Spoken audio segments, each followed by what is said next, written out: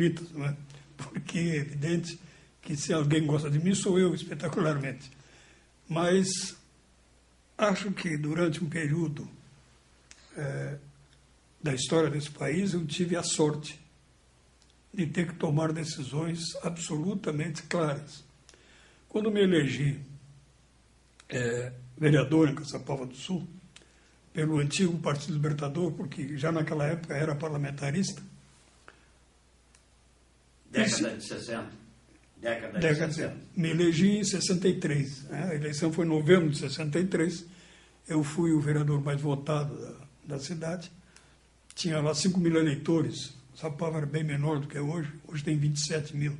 Tinha 5 mil eleitores, eu fiz 780 votos, que dentro de um percentual de hoje daria alguns milhares. Eu era recém-formado em Direito. Havia me formado... até a formatura foi depois da eleição, porque foi em março de 64, devido ao problema da segunda chamada que todos tinham que fazer, já que tinham tirado o problema da frequência, e os que passavam por média não precisavam ter frequência.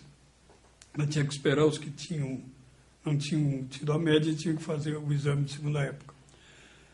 Recém-formado, deveria ter assumido, e assumia a Câmara, em 31 de janeiro, conforme a lei daquela época.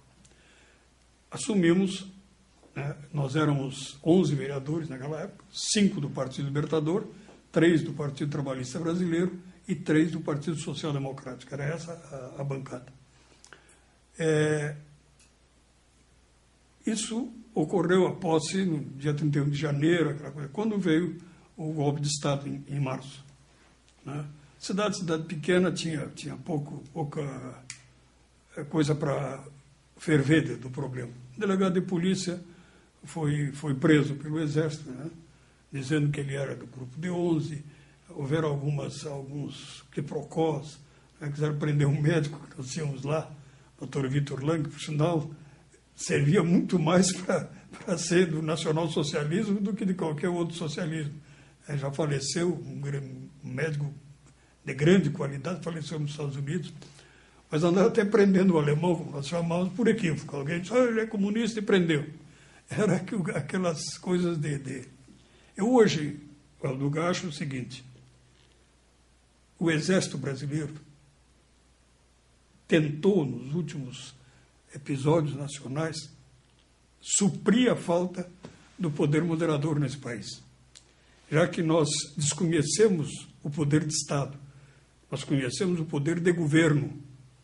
Então não tem quem puxe as orelhas do próprio governo ou dos que cercam o governo, seja na oposição ou seja na situação, como nos regimes parlamentares, onde o chamado poder moderador tem a obrigação de fazer esse jogo de...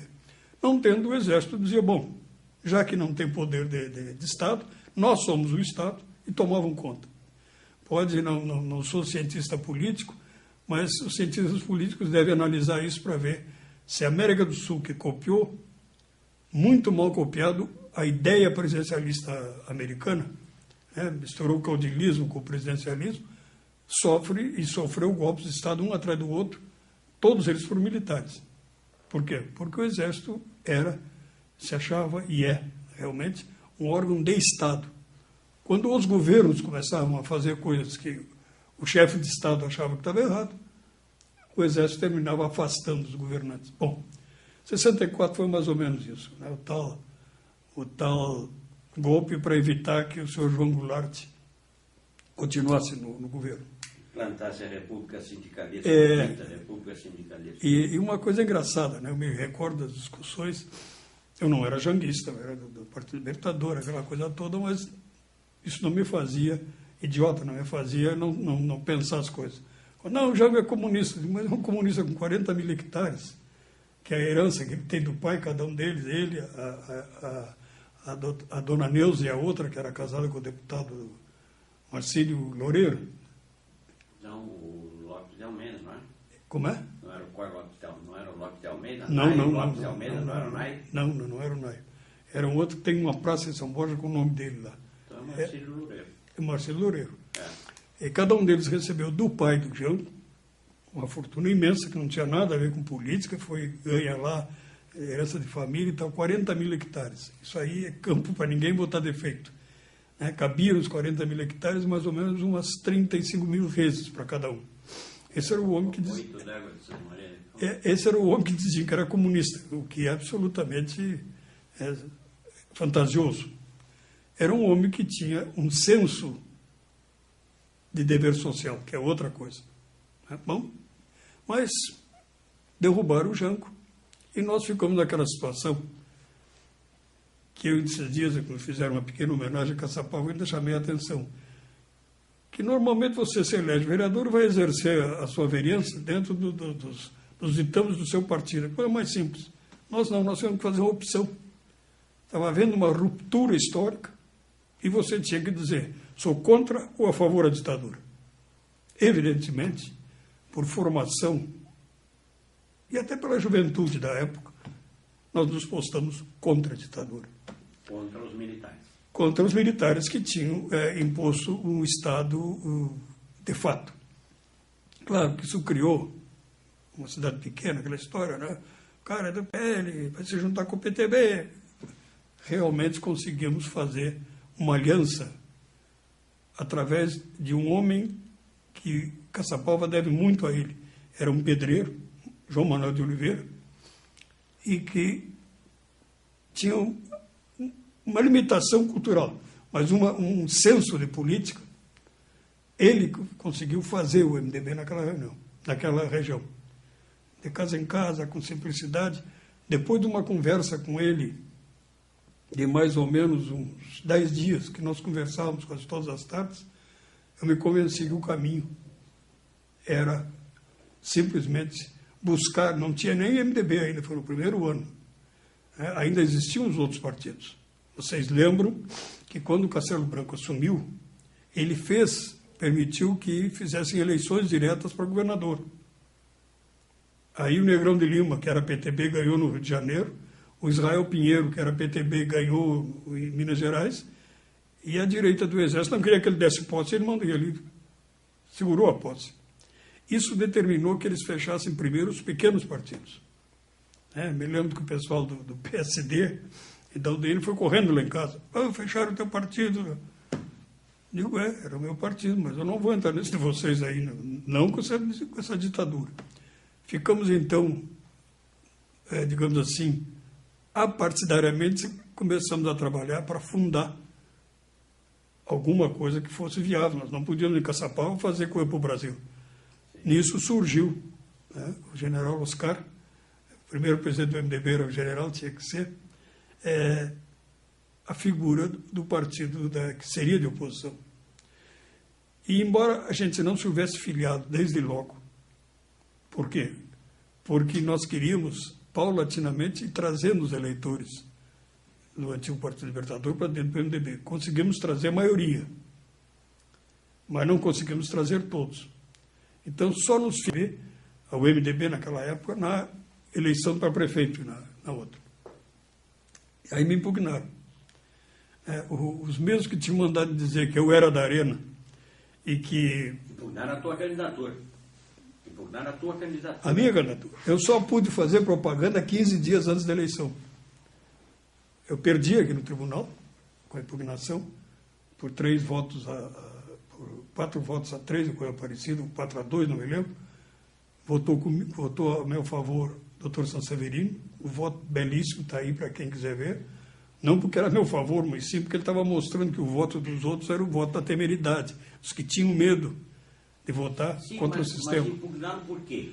Porque eles alegavam que eu, em sendo da Arena, teria que ser filiado ao MDB em prazo maior do que tinha me filiado. Na verdade, aqui quem me defendeu foi o Ludovino Fanton. Depois, lá para o Tribunal Superior, foi o Brossaro com o Fanton. E lá ganhamos por 6-0 em 15 minutos. Os 6 ministros que estavam lá votaram, porque era um absurdo. Eu nunca assinei papel nenhum. A única coisa que eu fiz e que poderiam dizer é que eu fui na convenção da Arena, já que eles insistiram muito que eu era da Arena, e votei no Cine Lima, que era candidato para o MDB. Mas peraí, tu tu estavas filiado à Arena, Partido Novo, para defender a Revolução, sem ter se inscrito no partido. Mas alguém decidiu que tu era da Arena. Que eu era da Arena. E, modéstia à parte, eu era o vereador mais popular que tinha em Caçapava. Então eles queriam, não, eles têm que pegar. Aí eu escolhi para vice, passei a presidência para ele, um amigo lá de Caçapava, um senhor já de idade, que fantasiava as coisas e que gostava da boemia, aquela coisa toda, né? Mesmo assim, eles continuaram achando que eu era um elemento partidário. Naquela época, o senador Paulo Brossard morava aqui, junto à catedral, naquele edifício alto ali, lá em cima, no 12º andar. Espírito Santo, esquina Duque. E uma vez por semana se reunia um pessoal ali, o Brossard, o Mário Lima, o Honório Severo, o Antero Simões, eu, o professor Ney Messias. Tenho até uns versos que posso dar para o jornalista depois, sobre aquele episódio do governo Meneghetti com o Banco do Rio Grande. Um soneto feito pelo doutor Ney Messias, menino do rei de um reino pequenino, tinha uma amante turca desbragada, que de anéis e colares engalanada lhe arruinava o reino e o destino. E depois, eu tenho esse verso, já nesse dia dei ao ministro Brossard uma cópia. E lá conversando, o Daniel Cunha, que tu conhecesse, que foi meu segundo aqui na secretaria, foi meu chefe de gabinete quando eu estava no Senado,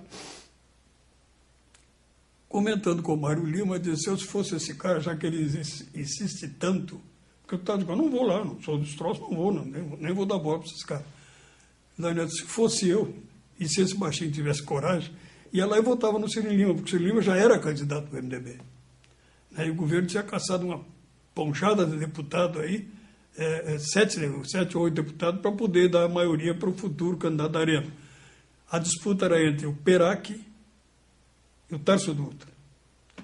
E o presidente da Arena era o doutor João Dentes. Como o Daniel fez um desafio, e eu tinha 20 e poucos anos, é a idade que a gente aceita desafios, não é? Eu fui lá. Claro que me sentei ao lado direito, perto daquela porta que sai para o lado. Tive o cuidado de Daniel ficar sentado entre mim e a porta, deschaveou, e Caçapava, as chamadas eram por ordem alfabética.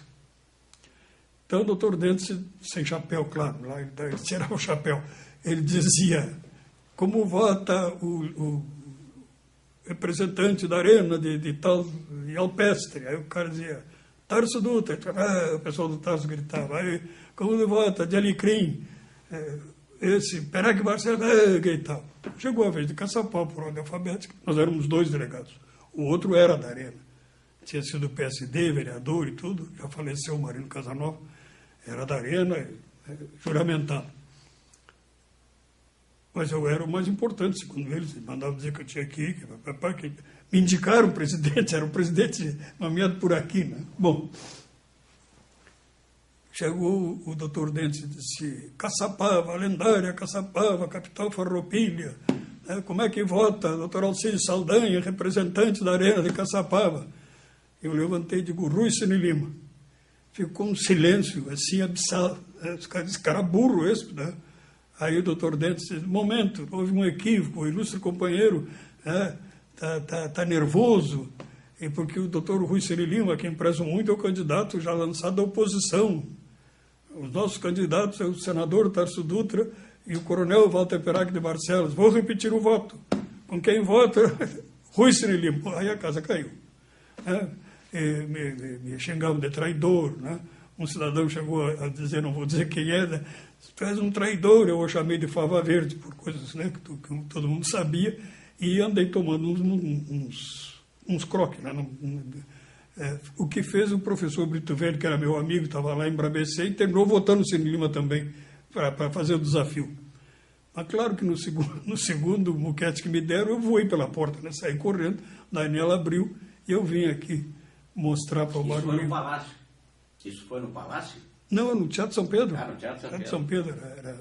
Bom, com isso, eu me firmei em Caçapava, como junto com o vereador João Manuel Oliveira, com os que estavam tratando. E lá começamos a fazer. Quando o MDB surgiu aqui, nós lá fizemos. Eu não era afiliado, exatamente por aquela razão, que era uma forma de conseguir atrair companheiros do antigo Partido Libertador, e vim me filiar para ser candidato a prefeito.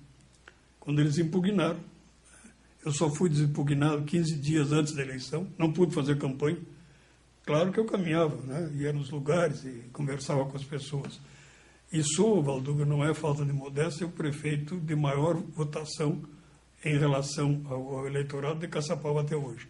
Eram 9.200 eleitores, eu fiz 5.800 votos, dá mais ou menos 60 e poucos %. Fui prefeito, né? A maioria do MDB, e o meu dinheiro custava para chegar lá, né? Do Estado.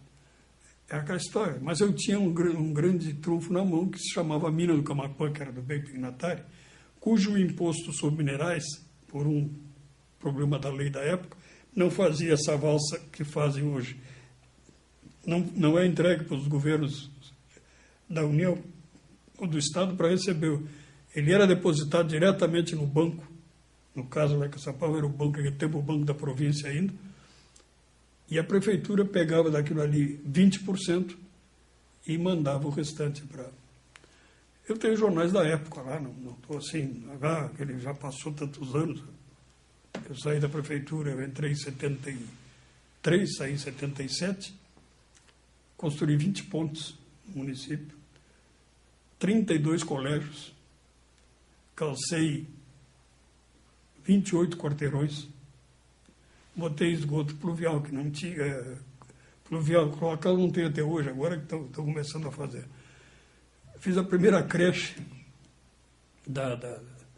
e se deu ao governo de Caçapava um sentido de que eu não tendo dinheiro, fazia as pessoas ajudarem. E uma coisa que eu sempre tenho dito, se tu disser para o cidadão que tu vai usar o dinheiro dele e ele tiver certeza que tu está usando corretamente o dinheiro dele, tu não imagina o que ele colabora. Botei água em Vila Popular com o pessoal 6 horas da tarde saindo do outro emprego, indo lá ajudar a abrir as valetas. Por mutirão. Né?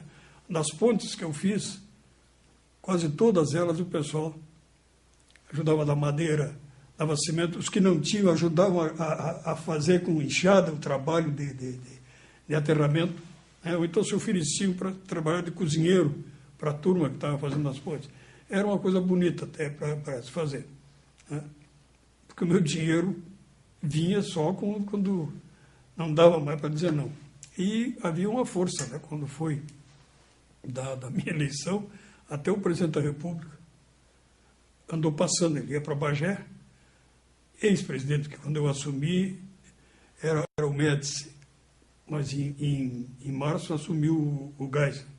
Né? Tive alguns incidentes, algumas coisas bobas, assim, por exemplo, eu mandei tirar os retratos do presidente de toda a prefeitura. Né? E no meu gabinete estava o retrato da foto dos prefeitos, né? A bandeira do Brasil, a bandeira do Rio Grande, a de Caçapava e chega. E o vice-governador do estado, Dr. Fetter, era meu amigo pessoal, antigo libertador e homem de campo como eu sou. E foi fazer uma visita em Caçapava e me telefonou. Se eu o recebia, claro que eu recebo.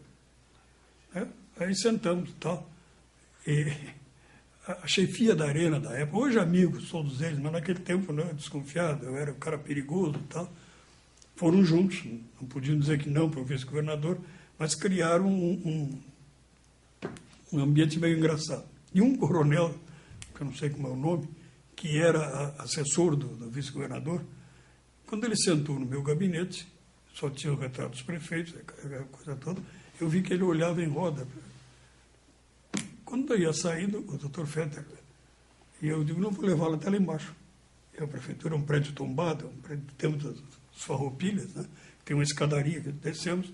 Quando chegou perto do carro do vice-governador, o coronel me cumprimentou e disse, prefeito, do presidente Médici, do governador Trequês, eu não tenho certeza, mas do presidente Geisel, eu vou lhe mandar uma foto para o senhor botar no seu gabinete amanhã. Digo, junto, mande a lei que me obriga a botar, porque que tinha lá eu tirei. Ficou aquele negócio assim, e o vice-governador disse, fulano, né? Olhou para mim e disse, desculpe a grosseria, eu estou acostumado, governador. São fatos que eu conto porque existiram, e Caçapava conhece. Né? Mas não foi nada excepcional. Agora, eu vou dizer que antes do Dr. Brossard entrar para o MDB, eu já estava lá. E até a nossa forma de trabalhar, Daniel, Aristides Macedo, eu, velhos lidadores do antigo Partido Libertador da região, Dr. Roberto Severo, que fez até a Revolução de 32, e facilitaram que o Dr. Brossard viesse para o chamado MDB-2, que foi a primeira vez que ele entrou na sublegenda. E eu estou dizendo isso não é para me gabar como os outros. Peguem um livro que ele escreveu e ele conta o incidente. Quando ele foi candidato a segunda vez, que ele não queria concorrer, na primeira ele havia perdido, eram 2 vagas, né?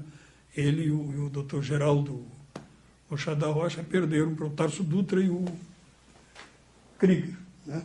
E ele não queria na segunda vez. Aí fizemos uma reunião em Caçapava, eu até estava procurando as fotos que eu tinha, mas esse negócio do partido não ter sede, e a cada eleição aluga uma sede, e muda o presidente, deve estar por lá, mas eu ainda tenho, qualquer dia, se eu achar mais alguma coisa, eu trago para o Brasil. O partido fez uma reunião regional lá. E eu fui lá na fazenda do professor, está lá no livro dele, ele diz isso, buscá-lo e trazê-lo para que ele conversasse com o doutor Simão, com o doutor Brusaneto, com a chefia do partido. Depois de 2 horas, ele aceitou a candidatura, com o doutor Ney Brito de suplente. Né? De forma que eu até sinto assim, que não que o MDB me deva coisa alguma, mas que fiz alguma coisa capaz de dar ao partido condições de combate, como foi naquele período em que o senador Brossard se transformou no cutelo que batia firme na ditadura. E com isso fiz uma carreira política modesta. De prefeito, depois Saldanha, viesse para a Assembleia. Eu não fosse federal. Eu fui federal e estive no Senado. Eu estive senador. Sim. E estive deputado federal. Eu nunca fui candidato a deputado estadual, até porque regionalmente havia problema para outros companheiros que se eu me candidatasse, morreria abraçado com ele lá. Não. Eu fui senador na suplência do senador Pedro Simão, naquele período. Quando?